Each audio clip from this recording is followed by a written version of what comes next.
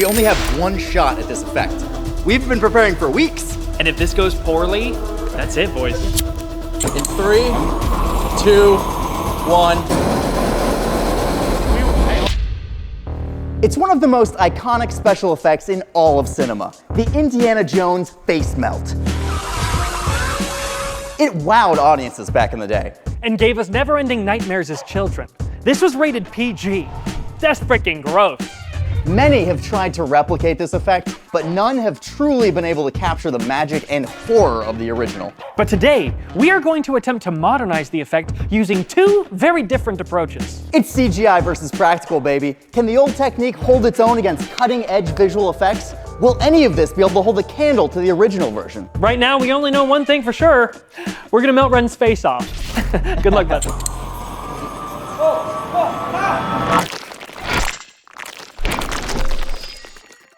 Okay, so before we attempt to recreate this crazy face melt, I think we need to take a look at the original and just kind of refresh our memory on what it looks like.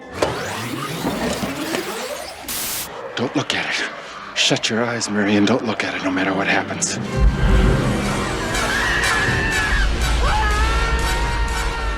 Ooh! Okay. Okay. Ew. Ew, there's three different things going on here, though. Yeah, 3 different ways that the Ark of the Covenant is affecting humans. There's this guy who just...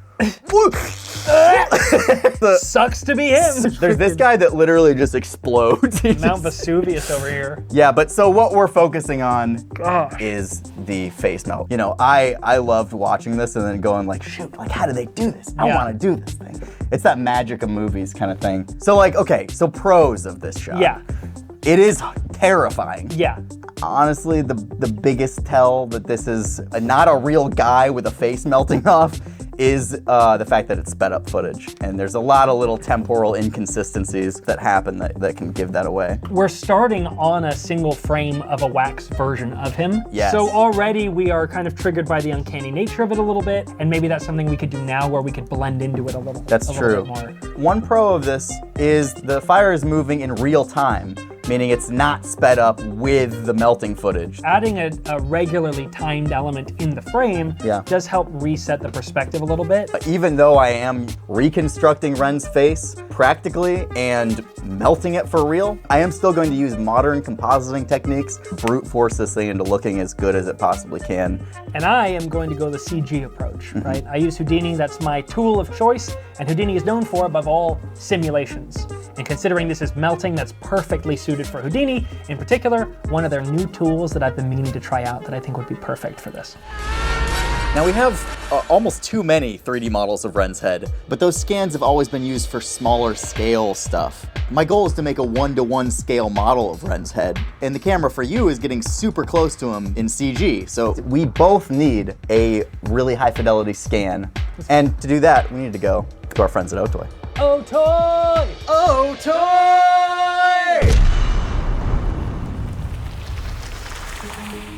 We are on the light stage here, and Mike, what exactly is light stage? So light stage is our high-end facial scanner here at OTOY that gets down to the pore level detail, turns your face into a 3D object, and we get a bunch of different maps, texture maps from that. This allows you to completely relight the face, any way you want. Shall we get started? I'm down. Let's do it. I feel like I'm walking into a time machine. And here I see all of space and time.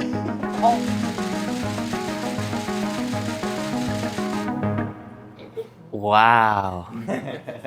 Like we'll capture, obviously, a bunch, but if there is that one face melting expression. There is only one. There can only be one face melting expression. Can we do a mouth even wider? Yeah, let's try that, but eyes closed still.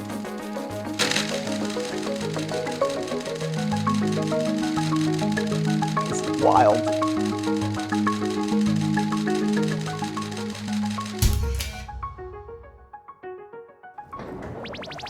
What's up, brother? That's uncomfortable. OTOY has sent us the full resolution digital scan. Shall we? Let's do it. Oh, I got stuck. Oh, look at the pores! Oh! Those pores stretching. They sent maps too, I'm sure. Ooh, there Okay. he is. Basically, I've never had had a scan this high fidelity. In full transparency, I've never made a photorealistic human. So what I need to do with the maps that they've given me is recreate the way that human skin interacts with light. But it's gonna be a bit of a journey to get something photorealistic, so. Well, you know, it's gonna be a bit of a journey for me to get something literally made that looks even close to photorealistic. Yeah, I'm gonna go do that right now. Okay, yeah, you should start now, because I feel like Yeah, that's gonna take a while. I don't know where I'm going. I'm worried about him. I spent days researching how I could achieve this effect myself. I'd never done it before, hadn't really done anything like it before. I didn't know anybody who'd done anything like it before. And I was at a loss. I somehow had to take our scan of Wren, turn that into a life-size mold, fill it with a material that could melt like skin, and make a skeleton that could perfectly fit inside everything. We're recreating the classic face melt effect from Raiders of the Lost Ark. I knew I needed an expert, but not just any expert, someone who had done it before. Eric, you want to melt Wren's face? Hell yeah.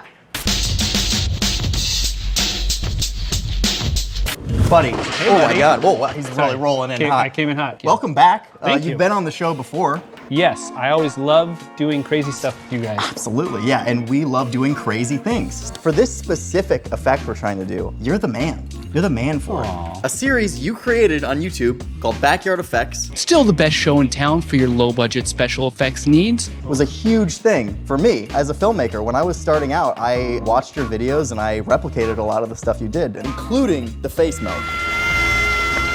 I didn't model it off of what they did on Raiders, I modeled it off of your video. Heck yeah, thank you. Yeah. That was a long time ago, but a good time. So looking at your version of this face melt from 16 years ago and my version from, I mean, also like 16 years ago. Wow.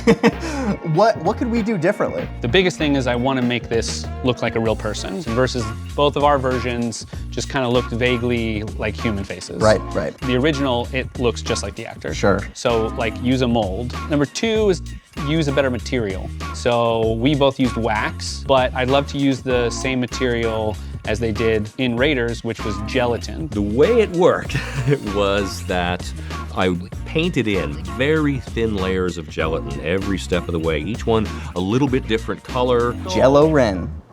Yeah. Yeah, and I think on my end, I really want to improve my comping. I think just putting a little more thought into like how we actually photograph the melt. And I feel like every artist kind of wants a second shot at it, you for know? sure. So like, I don't know, do you want that second shot too? I would love a second shot at this. I know more than that handsome young gentleman. So Eric brought a ton of supplies, including the star of the show, gelatin. Today is all about testing basically the whole process of melting a full-sized Wren head at a smaller scale. That includes mixing the gelatin, coloring the material, and casting. Now it's real science, once the gloves come on. Eric also made a very special kind of mold from Wren's head scan. Yeah, so we 3D printed our molds, which saves a ton of steps. See, back when they made the face melt in Raiders, there was only one way to create a mold of an actor with a screaming face. It was a very long process that involved life casting the actor in a neutral position, filling that mold with clay, modeling the clay to resemble the expression you want, creating a negative mold of that, and then finally casting with gelatin. 3D printing skips all of that. We scanned Wren at OTOY with the exact expression we wanted, then 3D printed a negative that we can immediately start working with. And you're ready to cast. And more professional effect shops are moving this way. Now, we only briefly touched on the 3D printed mold process in this video, but if you want all the details plus a lot more practical effects goodness, think about checking out my new channel, Erick Beck Effects. But for now, we're gonna put our gelatin recipes and our mini Wren molds to the test. So you're telling me my head is in this block? Popsicle head. A version of it. Hi, Big Wren. Can I have a kiss? Ooh, weird. That's gonna be weirder when you do it on a full scale one. So now it's time to take our Jello Wrens and apply some good old-fashioned heat. See how they melt. We also want to make sure that the 3D printed cores are gonna withstand all this heat. I'm super excited. Yeah. It's like, it looks gross. I think we learned a ton. and none of our skulls melted. To me, I think the big thing right now is just the scale of it that we have to deal with. It's the heat, because you know, once we scale this up to full size, that's a lot of gelatin that we're messing with all at once. Melting. We have 2 more days here. That's plenty of time to do an entire face melt of Wren's head. But before we do that, we need to film this short. So let's get on it. While Matt and I are over here melting faces, Ollie is over there melting hearts. This is Ollie. He's 9 months old and he is growing really quickly. So we want to make sure that he's fed well. And that's where today's sponsor comes in, Sunday for Dogs. Sundays is a fresh dog food made from human-grade ingredients. 100% meat, muscle, superfoods, and organs. That means Ollie's not just melting hearts, he's eating them too. And what's important to my wife and I is that Sundays is vet formulated. Now here's the truth of owning a dog, right? Other healthy food options require freezer space, you have to thaw the food, it stinks, you have to cook it. But Sundays has cleaner ingredients than fresh dog food, and you can pour it right out of the bag because it's shelf stable. Ollie adds a heck of a lot to our lives, don't you, bud? Unlimited love in this guy. And so one simple way that we can return the love is with the dog food we choose to give them. Ollie loves the taste, okay? He's a good boy when I have good food to feed him. You can get 50% off your first order if you head to sundaysfordogs.com/corridor or use our code corridor at checkout. And your dog could be as happy as mine. Now, let's get back to the video. Say bye-bye. Bye-bye.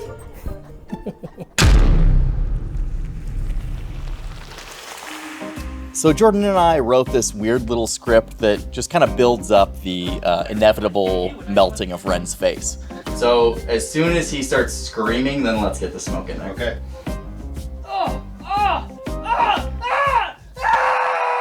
This is now the pivotal moment where we have to actually capture all of the plates and the scans for both of our versions of the effect. Basically, I'm just gathering all the data that I can while we're here, getting the lens height, the distance to Wren, all the little goodies that I need to make rebuilding this in 3D a lot easier. Yeah. Jordan and I are using the same plate, the same camera angle and lighting, basically eliminating all other variables aside from the actual melting of the face itself. A true side-by-side comparison of the effect.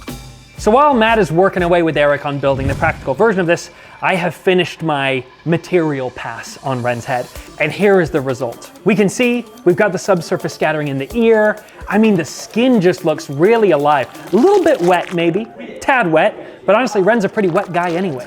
You know? So, whoa, my guy, look at this. How you like that, gummy boy? I have a beautiful scan of Wren that is done. I have absolutely nothing underneath. So that's my next mission. It's funny you say that. That's also our next mission. Once the face melts away, there's this skeleton underneath. Yeah. We might need more help. We need a bigger team for this. I think we know the guy. Are you busy? Can I just ask you a quick question? This is Gordon Tarpley. A man that really needs no introduction. I mean, he has worked on a ton of projects as an SFX artist in the industry, and today we are blessed to have him. For the past couple of days, he's been in the background modeling and 3D printing our full-scale Wren mold and his skeleton. Let's show Wren and Jordan Allen this freaking awesome mold. Hey Wren, how's it going? We're gonna show you something. Wren, this is your head. Yes. from the digital scan on that day at OTOY. This is the outside of the mold. This is what you look like with the neck turns 15 pounds. Oh my God. The real you's inside. On your head. Should we open it? This is so weird. Like the closest I've ever come to seeing like my own face represented in 3D space.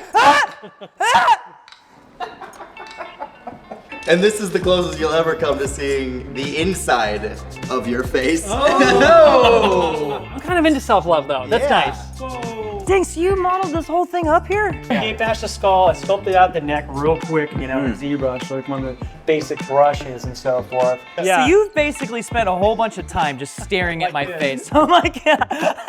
And the back of his own head. I'm loving everything I'm seeing. I need to make a digital version of this. I need a skull for the interior of my CG Wren. Guess what? We've got one. It even has Wren's teeth. Let's go. Gordon hooked me up big time and provided me with this beautiful base model of a de-skinned Wren, something I've been looking to have on my hard drive for a very long time. And now Here's our Skelly Boy, all to scale, which is a great start, and we've got the actual skull itself, which has Wren's real teeth. How weird is that? The problem is, it's got no material on it.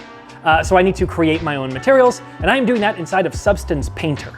I just need to go in and add some blistering goo and, you know, curvature-based darkness to the meat inside. And over here on Team Practical, we are also dealing with the meat inside. We start with the 3D print of the skull. We're brushing on red gelatin that makes up the muscles and the inner workings. Don't forget about those eyeballs too. And we're also dipping little pieces of toilet paper in our red gelatin to create the sort of tendons and musculature. Oh, dude, it just immediately gets so gross. I cannot wait to see what this looks like when it melts. So from there, we take the skin color gelatin and brush that on to the inside of that face mold. And then we put the two together. So then the guys are gonna pour even more gelatin into the mold once it's sealed. And then we let it all solidify overnight. And tomorrow,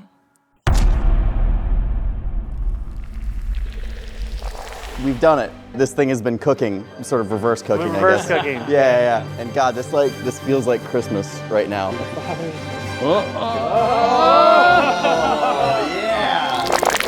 Ew. How's the video coming, Jordan? Whoa, that's so strange. You need a little work. It's so strange to look at. The gelatin is all kind of holding together pretty well, but like now at this point, it's kind of about touch-ups and just getting it as picture ready as we can. And while the pros are handling that, I'm setting up the camera and the lighting to match the plate exactly as we shot it. Whoa, I saw your screen, I thought that was me. Yeah, you see that, you know, This is what we're trying to match. There's a lot of people watching too. This is very scary. There's a lot of pressure because like on my end, like this is the effect. Yeah. And if this goes horribly wrong, then you win. You guys have been preparing for 2 days to press the simulate button. Yeah. One time. We have tested and thought about hopefully every single problem that could go wrong. The shirt catching on fire. The helmet melting. Is the helmet gonna withstand the heat? All these problems basically come from one source, and it's this giant flame.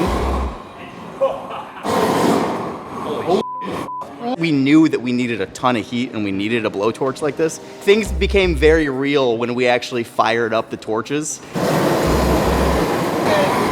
This is a lot of heat too. It's like a jet engine. It's terrifying. The power of God in our hands. And here we are. You can only plan so much. So Sometimes you just gotta light up the flamethrowers and hit it. We brought this monster into the world. We're gonna take it out.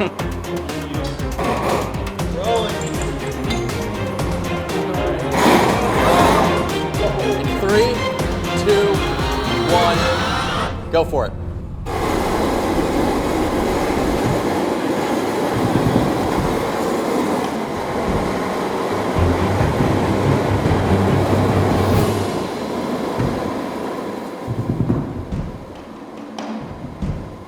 So I saw the helmet literally covering everything, all the work that was put into this, and I was just like, fuck.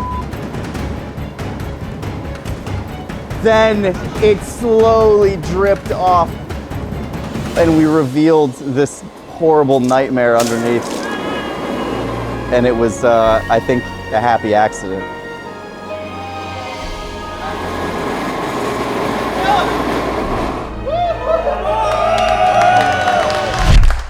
Oh my God.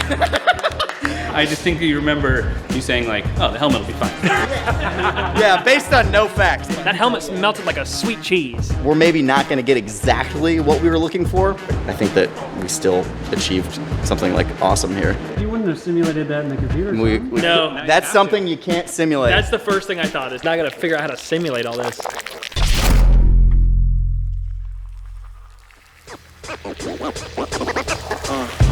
I think I did it. This has been brutal. The advantage that I have in this side-by-side comparison is I get to melt Wren as many times as I need to. The problem is, I'm flying a little blind here. It's been a lot of navigating, a lot of troubleshooting, and a lot of what we call hurry up and wait. But I think I'm finally in a place where this thing is coming together. I am using what is known as the MPM solver. It's new to Houdini, and it's basically a solution to simulate lots of different what we call material types inside of Houdini. Very flexible, and all of it can interact with each other. And this was the perfect use case because a head is multi-layered. I think. officer.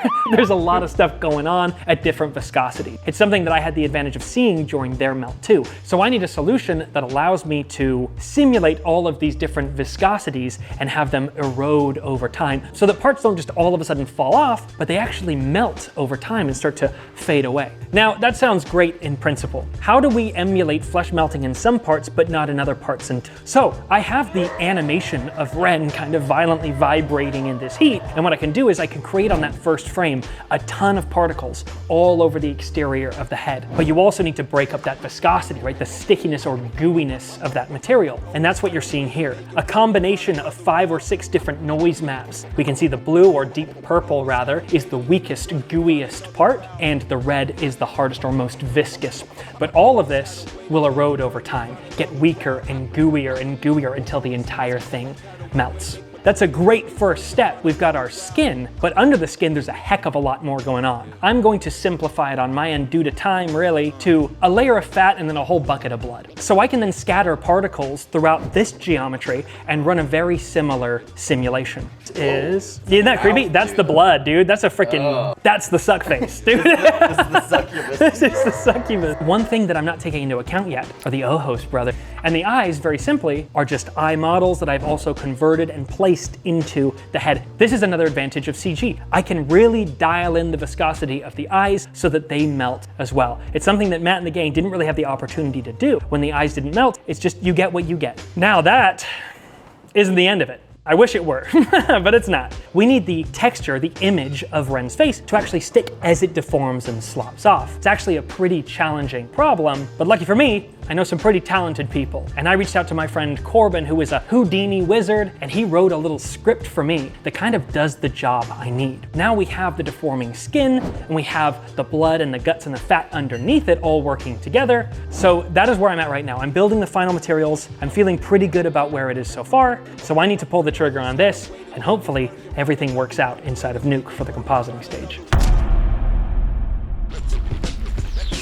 We're back, baby. Yeah, barely alive at this point. Oh, really? You've been on your own adventure from Hobbiton, and I just went the completely opposite direction. Yeah. And we both had a heck of a time. Yeah, you were just in a cave, kind of brewing. Yeah, but ultimately, we now have 2 finished VFX shots. One mostly practical, and one mostly CGI. Yeah. So we're going to look at these 2 effects side by side, and then kind of assess like where we go from here in the context of the short film. Yeah. I'll show you my fully practical shot first. Okay. And then we'll go from there. Okay. I'm excited. Okay. All right. Yeah. Whoa. The goopy goops. I love how the skin slops Oh off, yeah. too. Oh, and it's just dude, that cheesy helmet. Yeah, the Swiss cheese. When we were filming it, in real time, it felt like the helmet was there forever. Yeah, my heart was breaking I was on your behalf. Devastated. But it's so funny that seeing it speed ramp, all of a sudden now it's moving at normal speed. Even with my mostly practical version, there was a lot of comping that went into making it look as real as possible. Like I added some puppet tool animation, some really subtle like wiggle. And I think what really ties the room together here, I added motion blur back into the sped up footage. It really just helps cement everything. You've shown me yours, it's only fair that I show you mine. Let's go full siege. Let's melt Wren's head.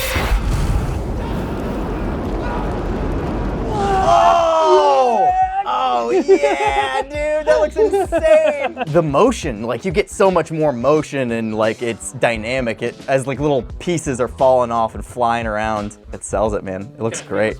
Being able to track Wren's performance and have the motion of it influence the evolution of the melting helped a ton. And the helmet doesn't melt. And the helmet doesn't melt Which is technically what we wanted from the original. Yeah. Something's happening here that is like a takeover from a practical plate to CGI, but I don't know how are you doing this? That was the trickiest part, I think, of the entire thing. Yeah. And the solution, which you totally nailed, was projection, right? Okay. So I actually have 2 versions of Wren's skin that's melting. That first layer that's being removed, the first is purely projection of the footage. So I'm blending into the skin shader that I built based on the OTOY model. Using all those different tricks inside of Nuke, I was able to break out all these different passes, all the different lights, and piece them together little by little and really curate the final result. I see a version of this where our two shots are sort of combined. We say it all the time, and yet we always rediscover it, don't we? It's always a surprise. I think the most effective way to do the same effect today would be to do it practically the way I did it, but then computer enhance it afterwards. But there's so much you can do with computers for cleaning up edges, smoothing things out. Next steps are, we got to get this in our short film and show the guys. Ooh, that's gonna be fun. Yeah. Holy crap, we've done it. Look at us. We have guys that worked on it, guys that were melted, and Sam and Nico, who know little about what's happening at all. And we kind of want to show you guys what the context of all this is. I mean, without further ado, let's just play this thing. Hey, how's it going, buddy? Sorry to bother you. Hi, guys. We'll cut right to the chase. The youth love you, okay? But that divide it's growing. Yeah. You know, you're not getting any younger is what I'm saying. Yeah, you look sleepy. Real sleepy, buddy. all the time. But we have a solution for all this. You know, a rejuvenation technology that we've been developing. No, I think I'm all right. I don't need No, come with us.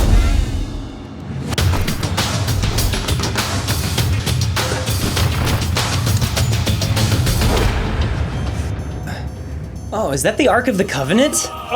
Yes, it is actually. Yeah. Good eye. Don't ask any more questions. Typically, the light from this bad boy will melt your face clean off. Yeah, but with the Disney Magic Crystal, we can reverse the polarity of that light, getting you a nice lift and, dare I say, a youthful glow. Okay. What's the helmet for, though? Debris? Debris? Did you guys even test this? Oh, yeah. Yeah. Absolutely. Here, check this out. Huh? See how it's Science. working? Okay. Okay. Okay. Great, because it's already started. The radiation's already kind of going.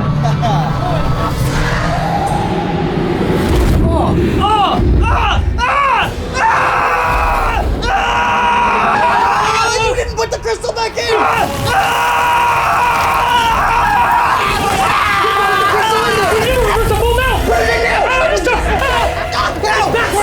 You gotta put it in! Ow! Here, I just do it! Wren, I'm sorry! Oh, just do it! Grab the front, I'll grab the back! Together!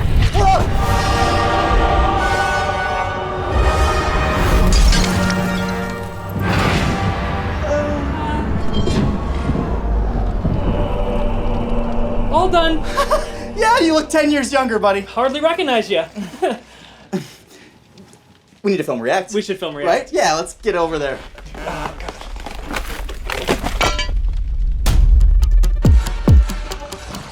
You know, I think to date, this is one of the coolest effects I've ever seen. What do you think, Wren?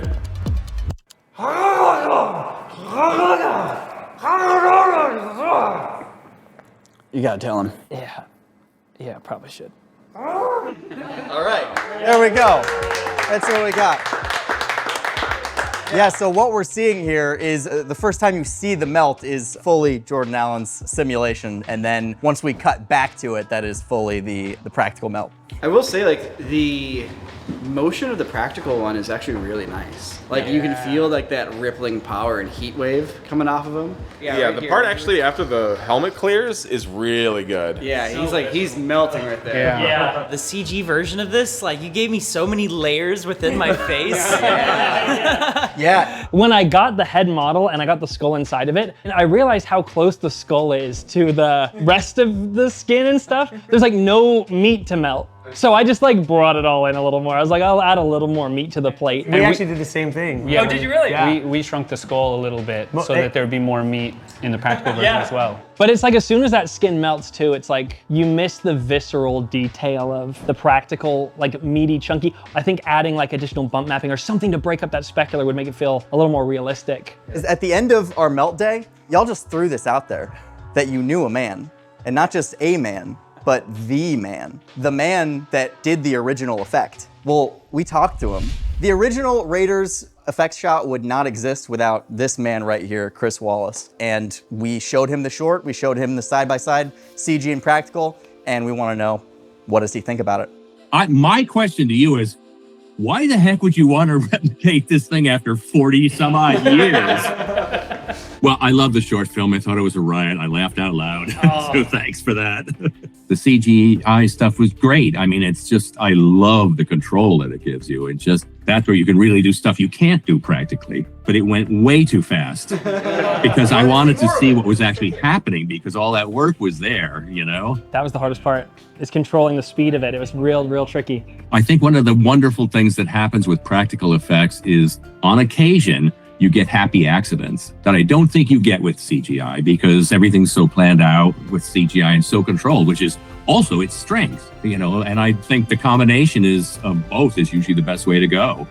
Because basically you can do your CGI and then you can fix it later on. Or you can do your practical and fix it later on. If I had to do it again practically, yeah, there's a ton I would change. Same. yeah. I guess we're all on the same page about that one. Yeah. In terms of obviously locking down the glasses and even the hat, I still miss that. You know, that really became the common thread throughout the making of this video. All these artists, regardless of the technique, the tools they used, the era they were from, were all so passionate, so hypercritical of their own work. And that's really what makes them so great at what they do. CGI versus practical. Who wins? I don't think that's what really matters here. I think what's important is whose hands are there making the thing. Because if they care, it'll probably turn out like this. I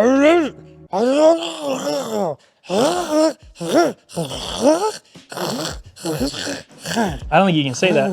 Oh, yikes. Anyway, sorry about him. He's going through some stuff. But yeah, subscribe and, hang around, watch another video. We're gonna take you to the ER, bud. Come on.